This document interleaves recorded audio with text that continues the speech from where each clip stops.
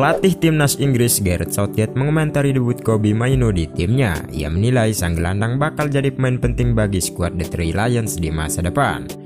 Di akhir pekan kemarin, Mainoo resmi mencatatkan debutnya di timnas Inggris. Ia masuk sebagai pemain pengganti saat timnas Inggris berhadapan dengan Brazil di Wembley. Meski tak mendapat banyak bermain, namun Mainoo tampil cukup solid di laga itu. Southgate pun mengaku cukup puas melihat aksi sang gelandang di laga melawan Brazil tersebut. Ia menilai Mainoo menunjukkan potensi yang besar untuk jadi pemain penting di skuad Inggris. Juventus punya bintang asal Korea Utara yang sempat menghilang beberapa tahun terakhir. Pemain itu kini terlihat lagi. Melansir The Sun adalah Han Kwang-son yang sempat dicari-cari keberadaannya sampai akhirnya ex-bintang Juventus itu kembali terlihat. Beberapa fans mengklaim mereka melihat Han bermain saat melawan Jepang pekan ini. Pemain 25 tahun itu bermain di Tokyo saat Korea Utara kalah 0-1 dari Jepang. Hubungan Pep Guardiola dan Joao Cancelo tidak baik-baik saja. Yang terbaru bek Portugal itu menuding manajer Man City itu berbohong. Cancelo yang kini dipinjamkan ke Barcelona masih terus dicecar soal alasannya meninggalkan Man City. Sebab pemain 29 tahun itu sempat menjadi pemain pilar penting The Citizen. Beberapa waktu yang lalu, Guardiola menyinggung bahwa Cancelo tidak senang selalu dicadangkan. Sang pemain meresponnya dengan menyebut sang manajer berbohong. Kebohongan telah diungkap, saya tidak pernah menjadi rekan setim yang buruk bagi mereka. Dan Anda bisa bertanya kepada Ake atau Rico. Saya tidak punya rasa superioritas atau inferioritas terhadap mereka. Tapi itulah pendapat manajer, kata Joao Cancelo kepada Abola.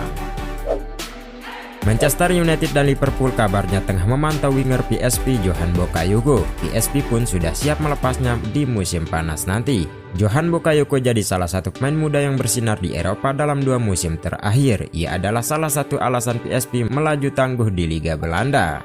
Penampilannya sejauh ini sudah mengundang minat dari klub-klub top Eropa. Kabarnya Manchester United dan Liverpool sama-sama memantaunya untuk musim panas nanti. MU ingin memperkuat sektor kanannya setelah Jadon Sancho dan Anthony gagal bersinar di Old Trafford. Sementara Liverpool diperkirakan akan butuh sayap kanan baru untuk menggantikan Mohamed Salah yang diprediksi akan pindah ke Arab Saudi. Klub Premier Liga Arsenal punya target transfer baru di musim panas nanti. The Gunners berencana untuk merekrut Morgan Gibbs-White dari Nottingham Forest. Menurut laporan Daily Star, Arsenal ingin merekrut Gibbs-White sebagai pengganti Emil Smith-Rowe. Gelandang didikan Akademi Arsenal itu kabarnya akan dijual di musim panas nanti. Pasalnya performa relatif jeblok dalam 2 musim terakhir. Mikel Arteta butuh pemain top untuk menggantikan Smith dan ia yakin Gibbs-White bisa mengisi posisi tersebut. Pemandangan unik dan berbeda terjadi di MotoGP Portugal 2024 dengan kehadiran sosok Jose Mourinho. Sosok ex-pelatih Real Madrid, Chelsea, AS Roma, dan Man United, Jose Mourinho mencuri perhatian. Mourinho diberi kesempatan tampil sebagai pembawa bendera kotak-kotak putih di akhir balapan MotoGP Portugal 2024. Ia menjadi tamu istimewa di MotoGP Portugal. Untuk pertama kalinya bahkan The Special One mengunjungi paddock MotoGP. Di tengah masa menganggurnya sebagai pelatih sepak bola, Mourinho memang sedang menikmati momen-momen tersebut. Newcastle United mengincar 2 pemain bertahan milik sang pemuncak klasemen Liga Portugal, Sporting Lisbon, saat Eddie Howe ingin merombak lini belakangnya setelah musim Premier Liga yang mengecewakan.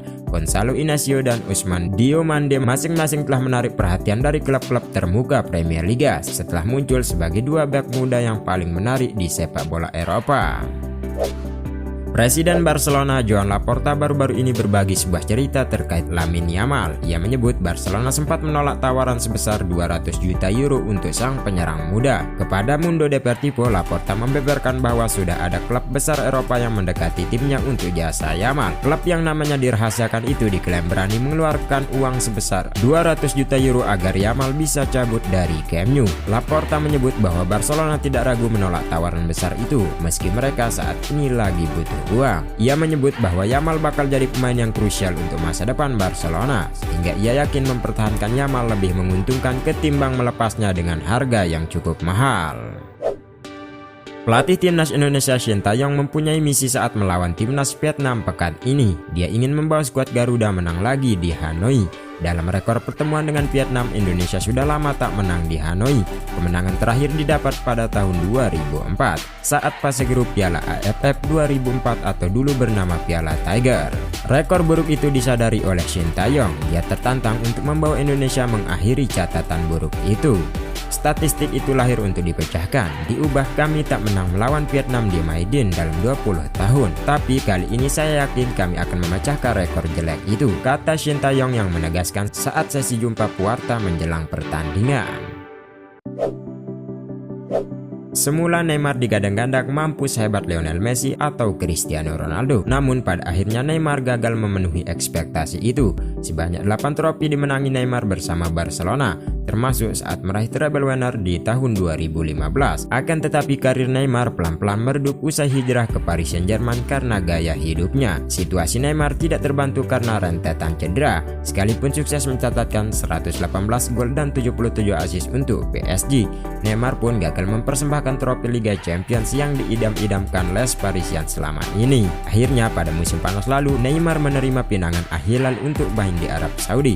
Pindahan tersebut diyakini sebagai pertanda bahwa karir Neymar di level tertinggi sudah habis. Mantan pemain PSG, Javier Pastor, percaya Neymar sesungguhnya memungkinkan mencapai level Messi dan Ronaldo. Menurut Pastor, Neymar gagal mencapainya karena tidak sepenuhnya mendedikasikan hidupnya untuk sepak bola.